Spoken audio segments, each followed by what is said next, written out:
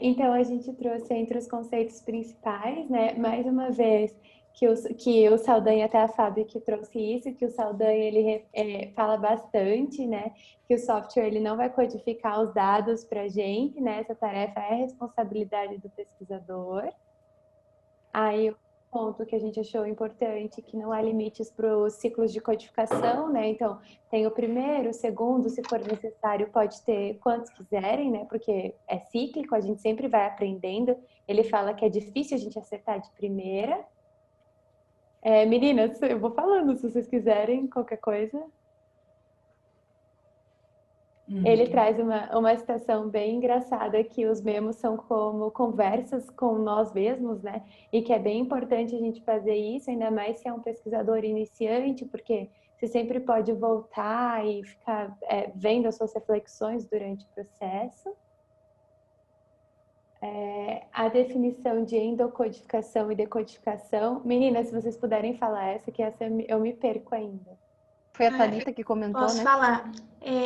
Essa parte ele traz bem no começo do capítulo, né? E ele coloca como processo inicial, o processo de decodificação, que a gente reflete sobre o significado central realmente daquele dado, né? O processo inicial. E ele coloca como processo final encodificação, que seria a definição do código apropriado. Acredito que a encodificação se dê depois de todos os ciclos, né? Que a gente tem talvez um código, entre aspas, definitivo ali, né? Acredito que seja isso. Isso mesmo. Aham. Aí a gente achou que ele traz bem claro também, que é uma dúvida que apareceu bastante nos diários, né, prof? A definição de categoria e código, né? Que aí ele traz a questão que os dados codificados de formas semelhantes criam categorias. E achei legal ele falar também da questão do paradoxo, que às vezes esse forma semelhante pode ser até unidos pelas diferenças, né? Que vai gerar uma categoria. Agora é da Fábio explicar isso daí. Então, o lumping e o splitting, daí que ele fala sobre as duas maneiras, né? O lumping seria um termo, uma palavra, um código que define um excerto inteiro, enquanto o splitting é o inverso, né? Um excerto inteiro dividido em pequenas unidades de texto. Então, ele fala que as duas são utilizadas da forma de acordo com a necessidade do pesquisador, que geralmente o lumping é utilizado para uma análise mais rasa, mais superficial, e o splitting é geralmente utilizado com a necessidade da profundidade da pesquisa. Posso mostrar o exemplo prático disso? Pode, claro, professora. Então, vamos lá. E isso, gente, gera uma dúvida na hora de codificar, e às vezes, eu vou parar e daí eu volto, tá, de vocês. E às vezes, você tem que fazer duas codificações, entendeu? Porque, olha só, vou compartilhar aqui.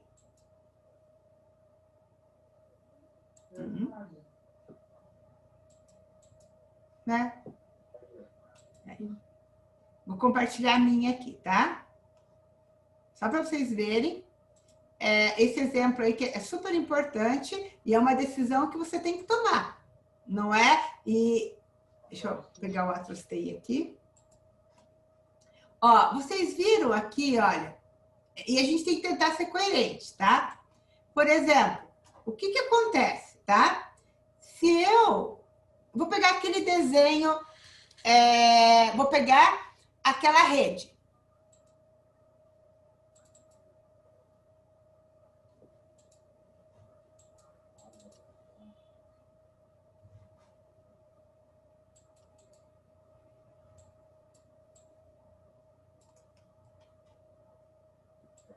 Ó, aqui. Vocês estão vendo que eu tenho essa mesma citação aqui.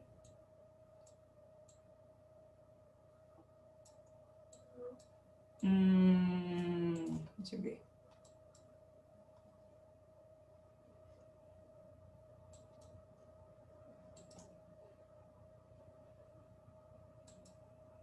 Aqui.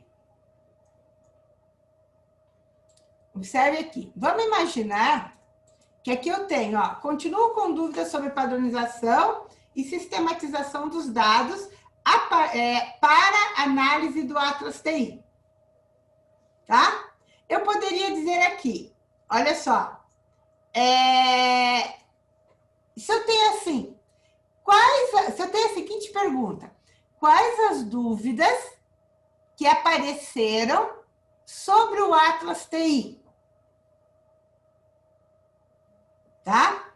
Eu poderia querer saber assim, quantas dúvidas apareceram do Atlas TI que se refere à sistematização? Quantas dúvidas que apareceram que se refere à padronização? Ou ainda, que tipos de dúvidas teóricas apareceram? Se eu perguntar assim, que tipo de dúvidas teóricas apareceram? Com essa codificação que eu fiz, essa codificação que eu tenho aqui, é que tipo de codificação, Fábio? Essa. Eu entendi que é o lumping.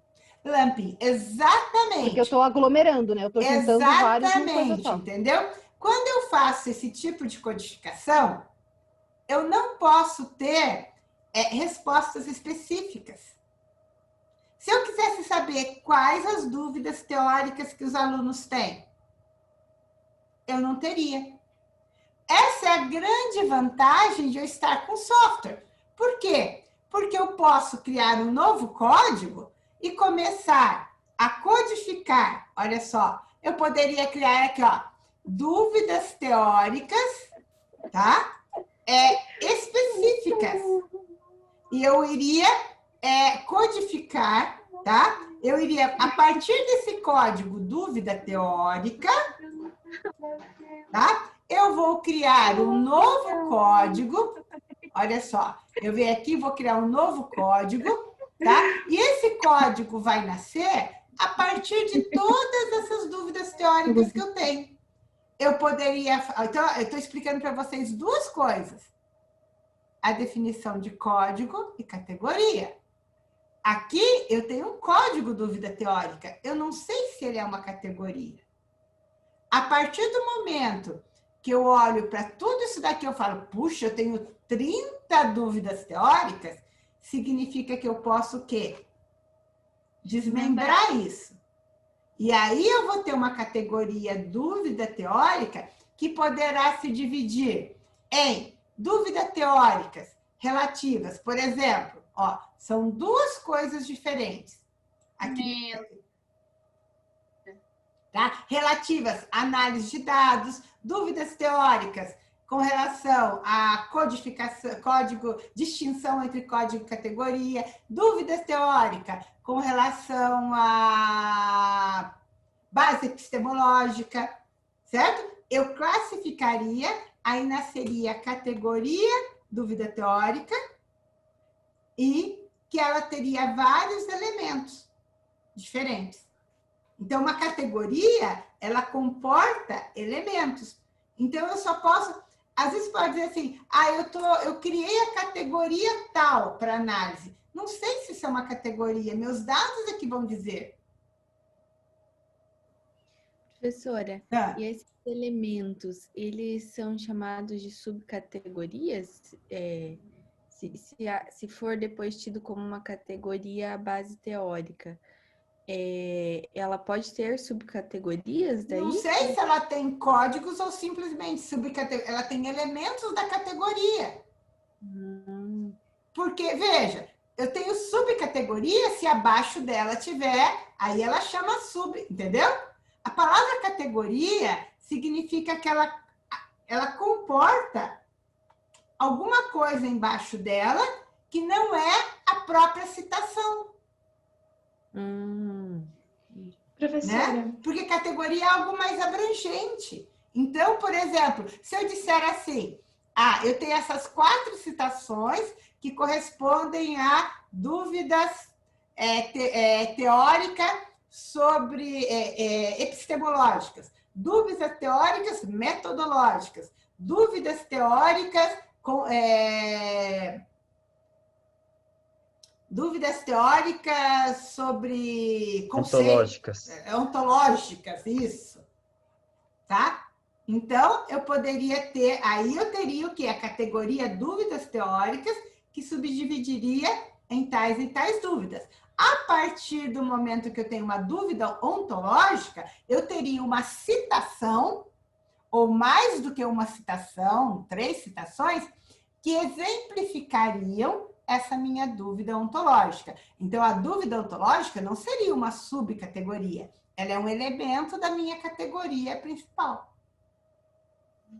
Porque a palavra categoria, ela tem um significado no dicionário.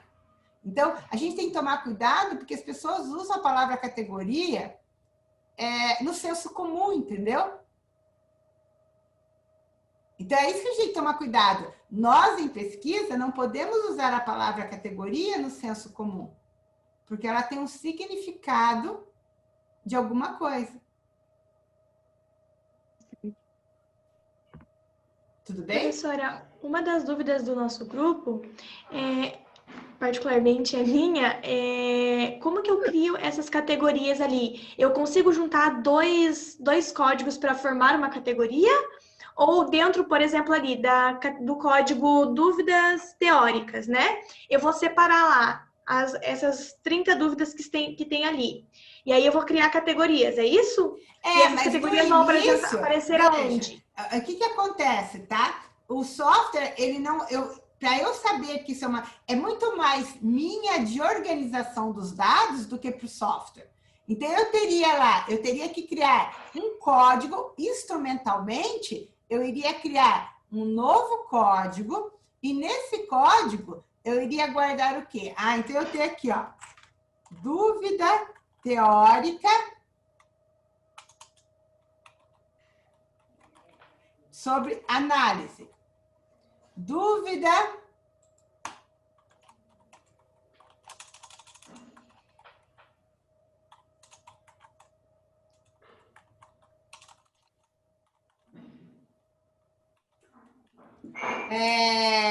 sobre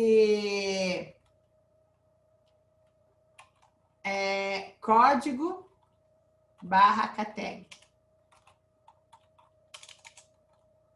Então, olha só, eu criei 2 categorias. Olha aqui, ó, dúvida teórica. Então, vocês cuidado, porque o software, nenhum software gerencia isso.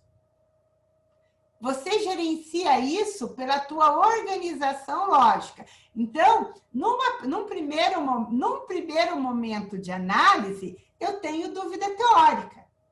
Eu coloquei tudo aqui em dúvida teórica. Aí eu vou passar por um segundo momento de análise, onde eu poderia chamar isso de um segundo ciclo? Poderia. Onde eu vou falar assim, puxa vida, mas dúvida teórica está muito abrangente. Aliás, eu posso chamar de segundo ciclo, porque eu não estou tirando conclusão. Eu só estou reorganizando os dados. Eu ainda estou num primeiro ciclo de codificação e que eu vou falar assim, puxa, eu quero dividir, eu quero separar. O que é dúvida? Então, por exemplo, aqui, ó, esse daqui.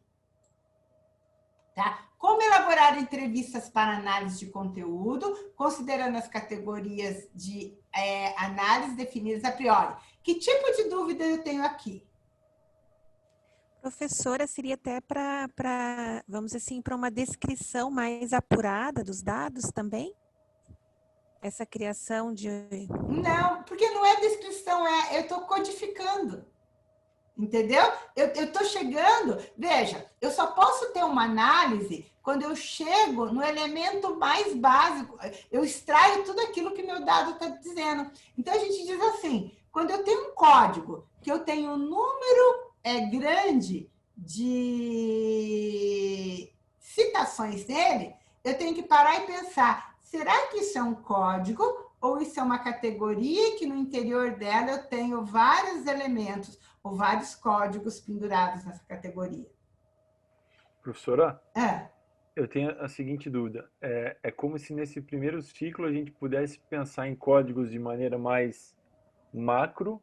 Isso. E conforme eu vou passando por segundos ciclos, eles vão ficando mais específicos e micros? Não, porque eu ainda tô... Isso, foi bom o Rafael perguntar isso. O primeiro ciclo não significa o quão macro ou micro são meus códigos. O primeiro ciclo significa eu estou atribuindo sentido ao que o sujeito disse. Eu estou pondo etiquetas. O que o Saldanha chama de segundo ciclo é quando eu começo a fazer as minhas inferências sobre esse resultado. Então, observe,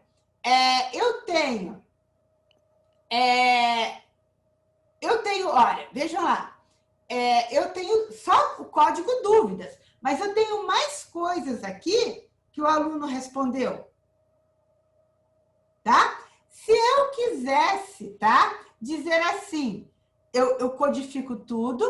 O que é o segundo ciclo? É o momento que eu tenho tudo codificado e eu começo a tentar fazer inferências.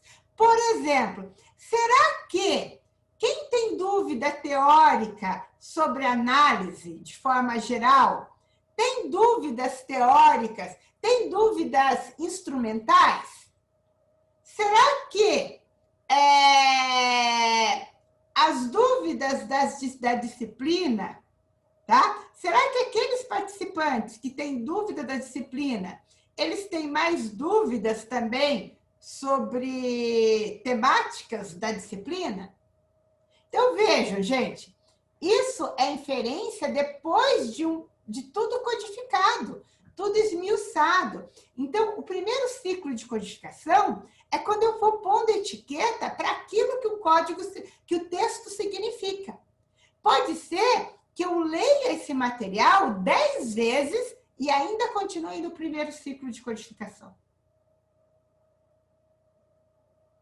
E esse é o problema, é você olhar para as teses e dissertações e observarem que a maioria não sai do primeiro ciclo de codificação. Entendeu? Porque o pesquisador não explora a relação entre os códigos que ele definiu ou as categorias que ele definiu. Então, a criação de categorias básicas como essa, de subdivisão, não é primeiro ciclo. Agora, quando ele fala, o Saldanha não fala assim, que ele pode ter, aquilo que a Fernanda falou, que ele pode ter categorias opostas, com elementos opostos? Por quê? Já são categorias que você fez de inferência, entendeu? Você está buscando uma lógica de apresentação para o teu resultado. Aí sim é segundo ciclo. Então, enquanto você estiver etiquetando aquilo que o dado está dizendo, tá? Você está o quê? Simplesmente codificando. Você não está analisando, você não está buscando, você está pondo etiquetas naquilo que o dado diz, para que você possa depois inferir, refletir sobre tudo aquilo. Tudo bem? Então, isso que eu estou fazendo aqui então, num primeiro momento, eu achei mais fácil, tá? Partir de um geral. Por que eu achei mais fácil partir de um geral? Porque eu não sei aonde vai me levar esse geral.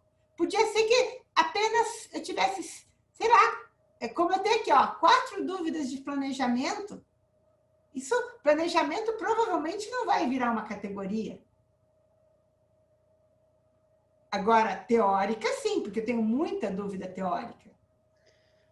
Professora, mas essa quantidade não é relativa? Porque se eu tiver um universo grande de pesquisados, posso ter várias respostas. Mas então eu não posso, se eu não tenho elementos para formar uma categoria, eu não tenho uma categoria, gente. Eu tenho instâncias daquilo. Eu não posso dizer, entendeu? Então, aí, essa é a diferença. Veja, a pesquisa qualitativa, eu só posso ter categorias se eu tiver provas que aquilo lá, olha, eu tenho um volume, então isso significa que, de fato, eu posso definir que eu tenho uma categoria que é dúvida teórica de análise, senão ela é uma dúvida. Então, a gente tem que tomar cuidado com isso, entendeu? Tudo bem, Reginaldo? Mas a senhora pode explicar novamente, então, como é que a gente pode chegar e definir que realmente aquilo é uma categoria? A minha pergunta vai mais ou menos de encontro, professora. A categoria, a gente cria como se fosse um novo código, no Atlas mesmo. Ele vai ficar... software, você tem que pensar que é um novo código, que conceitual para qualquer software, tá? Não existe, eu codifico categoria e eu codifico... Eu achei que ele subdividisse, a gente conseguisse mandar para outra pasta. No final, o que eu posso fazer? Olha só, o que o software permite é que eu crie grupos de código. Então, veja, quando eu tiver dúvida teórica de análise, dúvida teórica de código, eu posso vir... Eu vou só apresentar isso rapidamente, que a gente vai voltar tudo isso devagar no software, tá? Eu posso vir aqui, olha, e fazer... Opa, só isso daqui. Eu venho aqui e vou vir aqui, olha, em grupos de códigos, e eu posso dizer, puxa vida, de fato, dúvida teórica é uma categoria. Por quê? Porque eu descobri que existem vários tipos de dúvida teórica. Quando eu descubro que eu tenho vários tipos de dúvida teórica, eu venho aqui e crio o grupo dúvida teórica. E eu vou dizer para o meu software que a dúvida teórica se compõe do quê? De dúvida teórica de análise, ó, esses dois códigos pertencem à categoria dúvida teórica. Para o software Atlas TI, uma categoria é um grupo. Mas eu só chego à conclusão que eu tenho um grupo, certo? Depois de ter analisado. Agora, respondendo a pergunta do Dulcídio, tá? Eu posso ter um autor, tá? Que diz assim, alguém tem um referencial teórico que já tem uma categoria definida? Você me dá um exemplo? Por exemplo, na sua área. Alguém tem? Por exemplo... Talvez o meu possa contribuir, professor. Vou ver. Uma das minhas é pensamento visual. Pensamento visual. É uma categoria? Isso. Por quê? Existem quais tipos de pensamento visual? Você pode ter o de audiodescrição, que é criado por um cego, uma representação de imagem diferente da nossa. Seria uma categoria, talvez... Não, então veja, olha só. Então, eu tenho que pensar o seguinte. Quando o Rafael... Eu vou abrir um PowerPoint só para eu poder fazer o meu PowerPoint. Eu vou pegar ver se eu consigo um quadro branco aqui. Eu prefiro, acho que o PowerPoint mesmo, tá? Para eu escrever. Ó, quando o Rafael, tá? Vocês estão vendo a minha tela? Tá ainda compartilhando? Tá, sim. Tudo bem. Tá, então vamos lá. Eu vou pegar aqui, tá? Um quadro branco. Então, quando o Rafael disse assim para mim, tá? Ó, para explicar.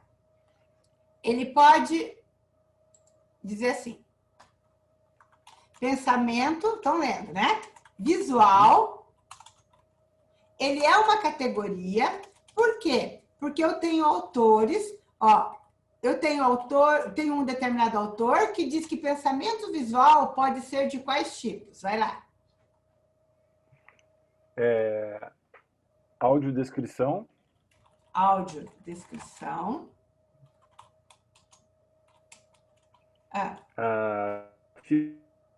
Oi? Figurativo. Como? Figurativo. Figurativo. Figurativo, de figura. Isso. Figurativo. De memória. Pode ser um código, pensamento visual de memória. Isso. Ou criativo. Ou criativo. Então, o Rafael contou para mim, tá? Que o Silva...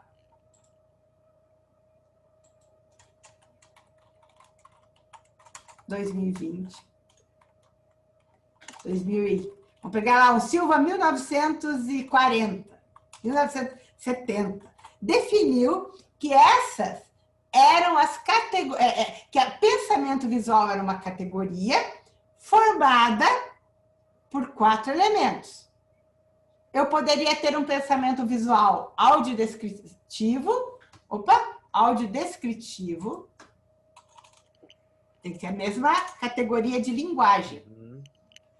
Figurativo, de memória. Não sei, existe memória, como que é? Bom, enfim, de memória. Memorativo, acho que não, professor. E criativo, seria de memória, certo? Existe mimético, professor. Mimético, exato, é isso. Com certeza, eu sabia que tinha mimético, ó. Tá? Tem que ser a mesma classe de palavras, tá? Veja, quando eu tenho isso daqui, aí sim eu posso dizer assim, na literatura, a literatura me diz que existe a categoria de pensamento visual que é composta de tais e tais e tais e tais elementos. Percebe? Isso é uma categoria. Agora, eu não posso dizer a categoria audiodescritiva. Não. Por quê? Eu estou usando a palavra categoria no senso comum. Porque a categoria é pensamento visual, o elemento autodescritivo. Saldanha usa a palavra código, tá? Para representar o quê? O elemento mais básico é o elemento que associa direto o texto, a fala, a uma etiqueta. E categoria no mesmo sentido de categoria que a gente vê na literatura. Isso é uma categoria. Então, vocês podiam perguntar assim para mim, mas a gente começa codificando pela categoria ou pelo código? Não sei, você que vai decidir. Vocês viram que com toda a minha experiência de análise de dados, eu preferi primeiro levantar todas as dúvidas teóricas para daí decidir que tipo de dúvida teórica o sujeito estava falando.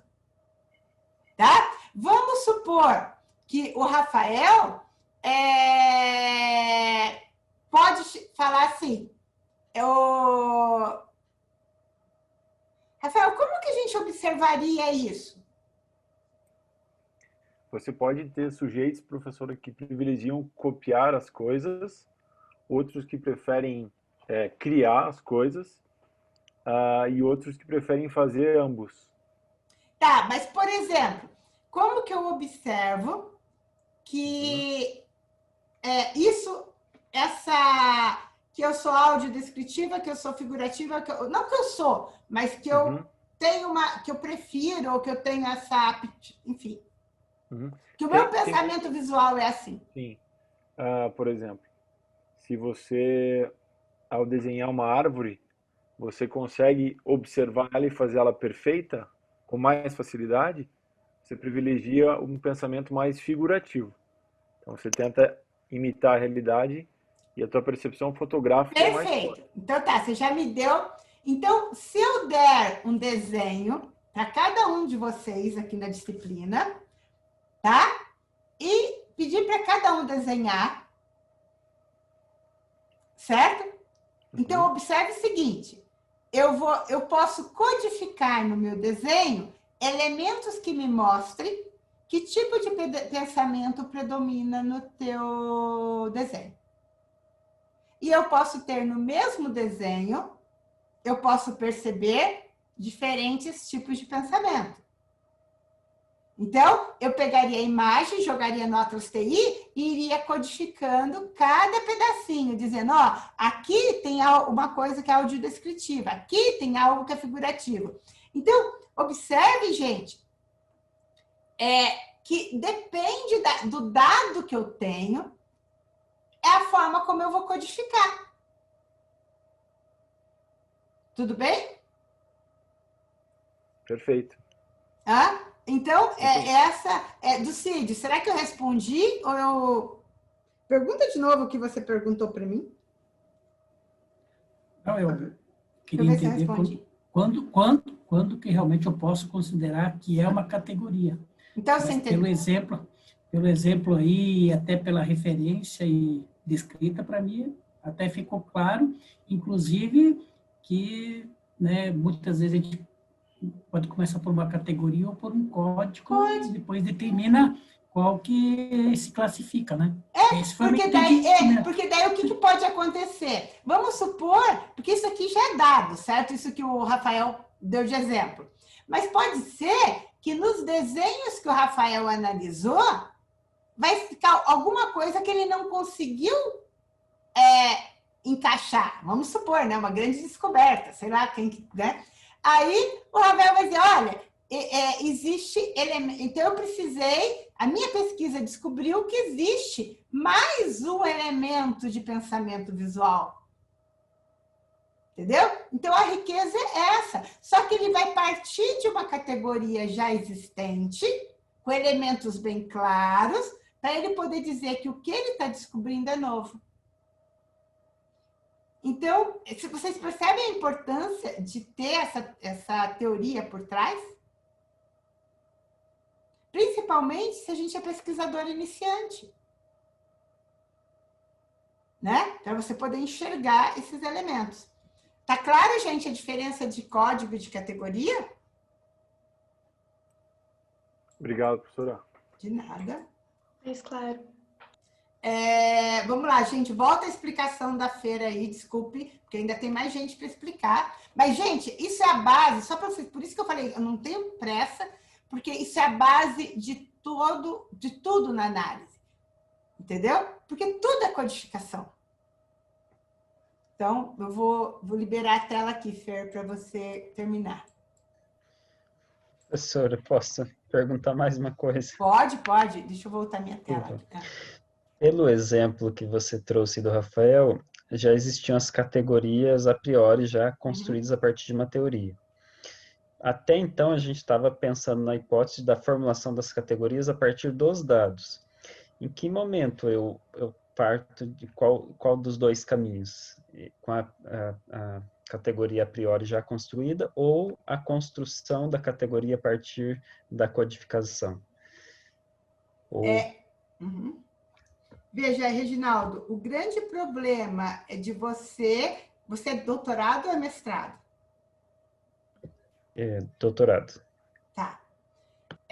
O que acontece, tá? Para você partir, mesmo a Grounded Theory, tá? A Grounded Theory é a teoria que mais enfatiza que a teoria vai nascer a partir dos dados.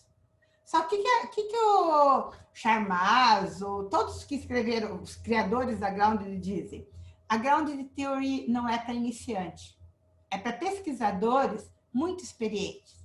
Então, vamos imaginar assim, olha vamos pegar, qual que é a tua área, Reginaldo? Só relembrando. Educação. Educação, tá. Vamos pegar o Tardif, tá? Você acha, tá? O Tardif, ele pode fazer grounded e os dados, a teoria dele vai emergir dos dados. Por quê? Quanto ele já estudou sobre formação de professores? Quantos quadros teóricos ele já formulou para analisar os dados dele? Então, o que ele traz sobre formação de professores não é senso comum, concorda? Ele tem certeza que aquilo que ele está discutindo, quando ele olha os dados, ele tem certeza que aquilo não é senso comum. Agora, se você parte para os dados sem ter, tá? E aí eu estou dizendo o seguinte, você não está partindo de um autor específico. Você pode fazer o quê? Eu vou criar as minhas categorias de análise a partir da literatura de uma forma geral. Eu tenho, por exemplo, vamos pegar saberes docentes. Eu tenho saberes docentes, uma classificação de saberes docentes de Tardif, eu tenho outra classificação de saberes docentes de Gautier, eu tenho saberes docentes de outro autor, eu tenho diferentes classificações de saberes docentes. Mas eu tenho parâmetros do que é saber docente. Eu não vou sair tateando os dados para dizer assim, o que nasce de saber docente? Porque eu não sei o que é um saber docente. Então, veja, então o que eu defendo é que você precisa, eu não, você tem que ter um quadro teórico de análise, tá? E aí, porque olha só, se você não tiver um quadro teórico, como é que você foi perguntar? Como é que você elaborou o teu questionário? Como é que você elaborou o teu roteiro de entrevista? Entende? Então, eu acho assim, é muito ingênuo achar que o mestrando ou o doutorando pode criar categorias a partir dos dados. Porque daí, sabe o que acontece? Foi o Reginaldo, né? Não. Sabe o que acontece, Reginaldo? Você vai ficar olhando para os seus dados, vai ficar codificando, e vai parar e vai falar assim, meu Deus, o que isso daqui está dizendo? O que eu faço com esses dados? Então, a gente tem que pensar que o processo, o mestrado e o doutorado, você está aprendendo a ser pesquisador. Então, você está desenvolvendo uma lógica de análise. E é muito difícil você desenvolver uma lógica de como você vai olhar aqueles dados se você não tiver uma teoria que te norteie esse olhar, que diga assim, o que eu estou buscando aqui? Certo? Então, eu acredito em categorias que emergem dos dados, sim, para pesquisadores experientes. Tá? Hoje, eu consigo fazer, por exemplo, no que se refere à formação de professores para o uso de tecnologia. Eu consigo olhar para os dados e fazerem os dados emergirem, as categorias emergirem. Quando eu fiz meu doutorado, não. Em 2005, quando eu terminei meu doutorado, eu não conseguiria fazer isso. Porque o que eu estaria vendo nos dados era aquilo que eu quero ver. Eu iria ignorar muitas coisas que os dados estavam dizendo, porque eu nem sabia que aquilo tinha uma relação com a tecnologia. Hoje, depois, sei lá, de quantas pesquisas eu já orientei, já fiz sobre formação de professores para o uso de tecnologia, eu posso olhar uma entrevista e eu já vejo entendeu? As categorias nascendo ali. Tudo bem? Vocês entenderam, gente? Então, é que na realidade existe uma corrente muito grande de pesquisadores experientes que acreditam que os doutorandos e os mestrandos têm a mesma experiência que eles têm em pesquisa. E aí eles acham que os doutorandos e mestrandos estão pensando pela cabeça deles. Bia, você está aí? Bia. Estou aqui. Pois fala um pouquinho sobre o que você acha sobre isso. Não, não é porque ela é minha orientadora, gente, mas né, não, agora esse aspecto eu concordo. Agora eu concordo, mas é que para mim no começo também era difícil entender esse processo, porque a gente escuta muito isso, principalmente eu vim do mestrado da Federal, e eu sentia, as categorias têm que emergir dos dados, eu olhava aqueles dados, tá, e agora o que eu faço? Né? Então, eu sofri muito no mestrado em relação a isso, tá? Então, assim, ainda eu estou nesse processo de aprendizado aí, eu acho que quando a gente tem, queria mostrar ali que o Rafael tem a categoria dele pronta, nesse começo, principalmente para quem é iniciante, eu acho que facilita muito. Eu acho que daí sim, agora eu entendo que daí você consegue montar a tua teoria, né? Mas depois de muita leitura para a gente montar essas categorias, que também não é fácil, né? Por exemplo, a Bia estava fazendo um artigo sobre toda a legislação da pós-graduação, desde 1900 e bolinha lá, para tentar levantar. Ela tinha que analisar todos os documentos, tá? Para levantar o que esses documentos diziam sobre a formação do pesquisador. Como o pesquisador deveria ser formado, tá? Ela olhava para as leis, como que eu vou analisar? O que eu vou extrair disso? Enquanto ela não encontrou entendeu? Enquanto ela não formulou as categorias de análise dela a partir de algo, ela ficou patinando naqueles documentos. O que é importante aqui? Entendeu? Então, por isso que, assim, para o pesquisador iniciante, é muito difícil, gente. Bom, vamos lá. Pode continuar, Fer. Fer, o grupo 1. Acho que é isso, prof. A É? gente trouxe os Então, atributos, né? Uhum. As habilidades também cognitivas necessárias, e aí trouxe também o conceito de quotation, que a gente teve tudo isso como os conceitos principais. Uhum. E aí tem algumas perguntas, não sei se alguém quer falar, se alguma das meninas quer trazer essas perguntas. O que não ficou claro. Eu acho que a maioria já foi ali, né? Que se o tema pode virar uma categoria ou um código, como colocar em prática no Atlas, a prof também já falou. Nós vamos falar mais na aula que vem, que vai ser essencialmente de instrumental, tá? A aula que vem. Uhum. Tá? Acho que era isso, né? Bom, então vamos lá o que não ficou claro. Memos e codebook são a mesma coisa, tá? Codebook significa livro de código. Tá? O que é um livro de código? É você ter a definição do que aquele código significa, do que aquela identidade... Ó, gente, não apareceu aqui as palavras mais usadas pela gente. Em português, em algumas áreas, predomina o uso da palavra indicador, tá? Então, veja, então você tem lá indicador, código, categoria, tema, tá? Então, veja, são palavras que são semelhantes, como é que eu posso dizer? Tem a função semelhante de classificação, mas significados diferentes.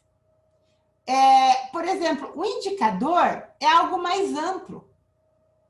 É quase indicador e tema se aproxima. O que eu enxergo? Quais são os indicadores que eu vou usar para analisar? Por exemplo, eu posso ter os indicadores daquele projetinho meu das dúvidas do diário de vocês.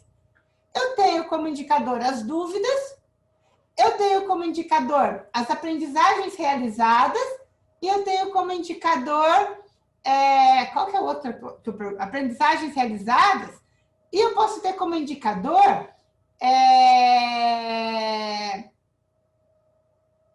aprendizagens, conceitos inovadores para a pessoa. São indicadores, são coisas assim, olha, eu estou buscando descobrir isso amplamente. Agora, a partir do momento que eu chamo aquilo de código, significa o quê? Que eu etiquetei um pedaço do texto e atribuí aquela significação aqui. Então, o que seria codebooks? Livro de código. É um caderninho, por isso chama livro, onde eu anoto a significação do meu código. Existe um autor, tá? De ciência. Quem que é daí de administração mesmo? É o do Cídio. Eu. A Divani. Existe um autor de ciências sociais. Gente, hoje minha cabeça tá... Bom, já vai vir o nome dele, tá? Eu já tenho até o livro... Esse livro tem na biblioteca, é um livro antigo, tá? E ele diz assim, que existem definições constitutivas e definições operacionais para um código.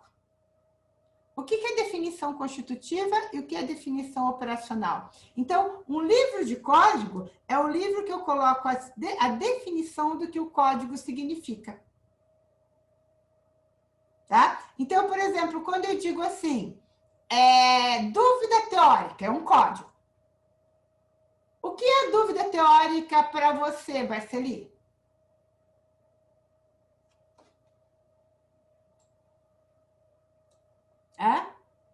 O que você acha que é dúvida teórica?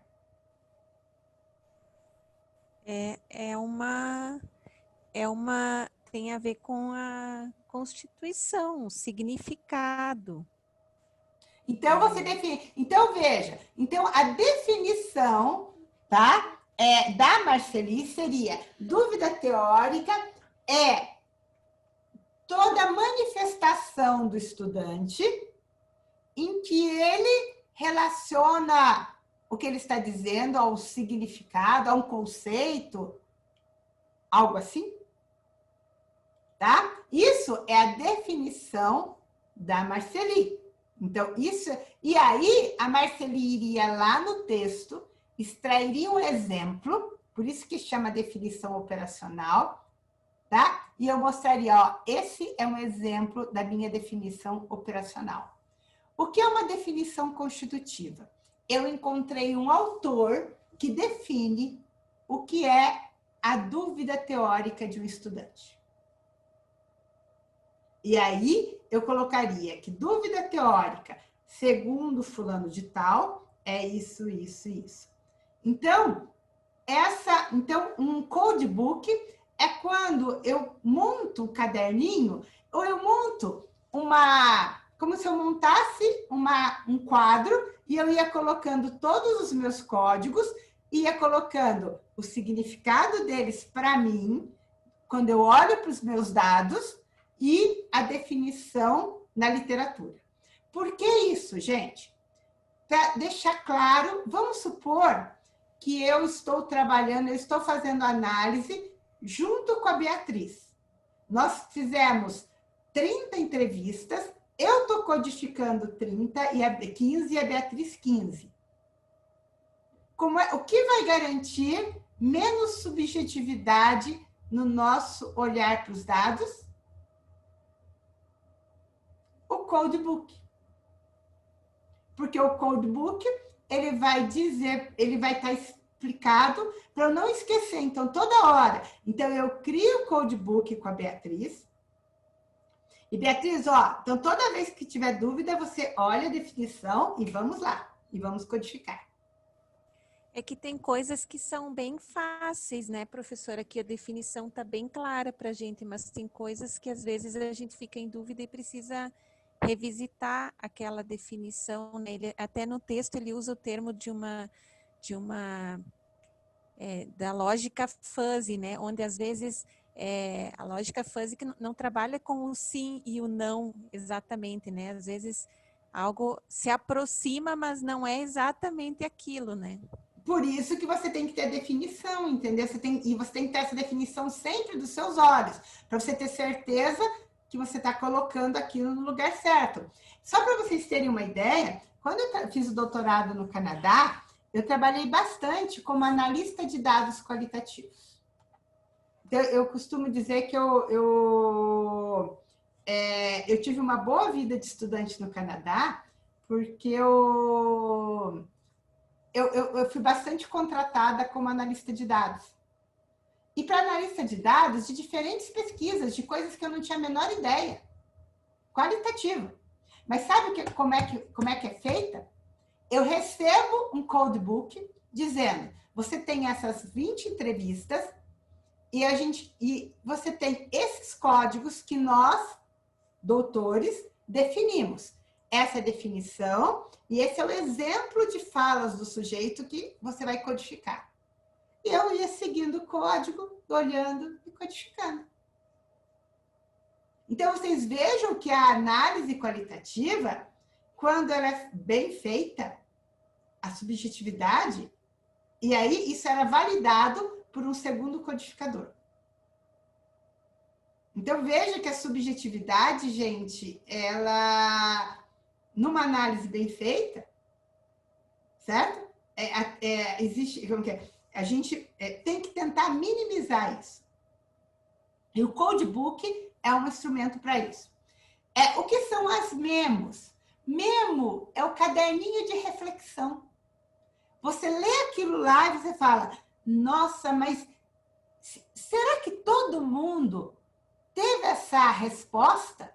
Será que será que o estudante de doutorado responde isso daqui? Tem a mesma dúvida que esse estudante de mestrado? Será que o estudante... Entendeu?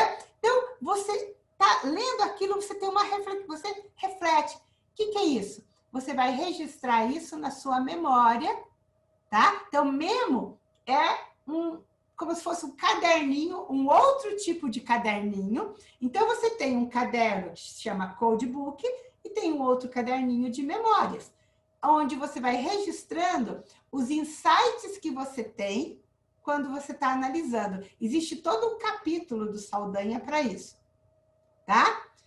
Mas entenderam? Como se fossem 2 caderninhos. Então, viram que não é simplesmente colocar etiqueta na entrevista e ir embora?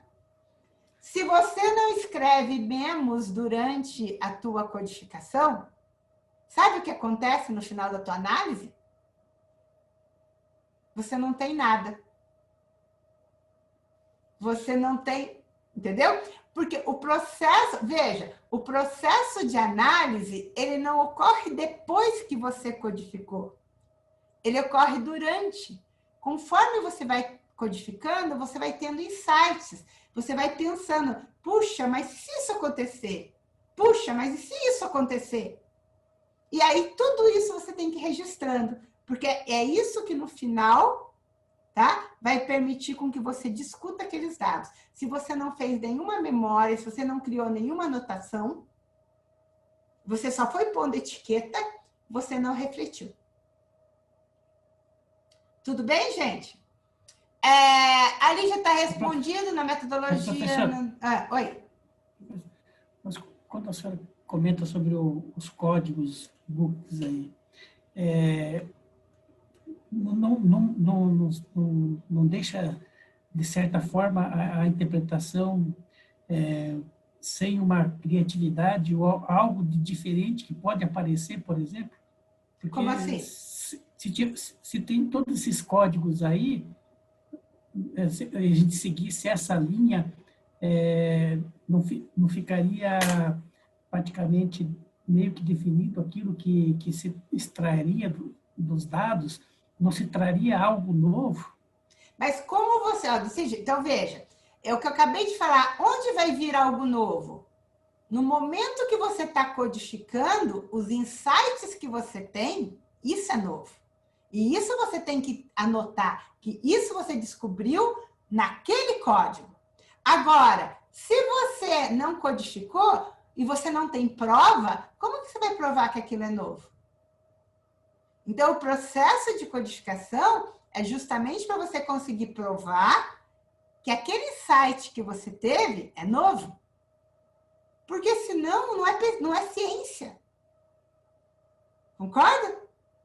Se você não tiver prova, e aí é que vem a pesquisa qualitativa, para ser ciência, eu tenho que o quê? Mostrar como que eu cheguei àquela conclusão. Não é, veja, isso daqui não é um ensaio teórico, não é um ensaio onde eu estou dizendo o que eu penso. Os dados não são para isso. Os dados são para quê? Para fazer ciência, para eu conseguir mostrar que se eu fizer aquilo daquela forma ou diferente daquilo, eu vou ter um melhor resultado, ou vou mudar a qualidade de vida, vou ajudar as pessoas a aprenderem melhor, certo? Então, a ideia é